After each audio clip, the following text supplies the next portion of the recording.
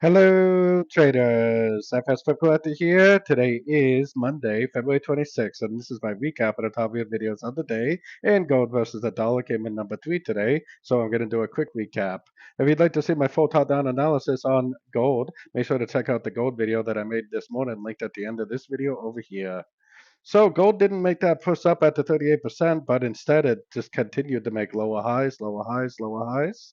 Now it actually looks even better to me though, because I see impulsive down, looks like a wave A, corrective up, looks like a wave B. Now it looks like it possibly is in a wave C. We definitely do have a pretty decent move to the upside at a Fibonacci level. So if it does break this spike right here, that candle, if it does break above that right there, then I would definitely take that as a long entry. Most likely that would tell me that this is the end of an ABC correction and the continuation of the uptrend.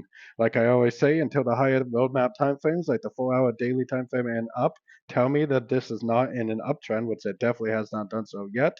I am for sure going to look for longs at the end of every single pullback that I see for the continuation of this uptrend. So don't forget to join my free Discord channel. The link for that is on the screen and in the description. Thanks and happy trading.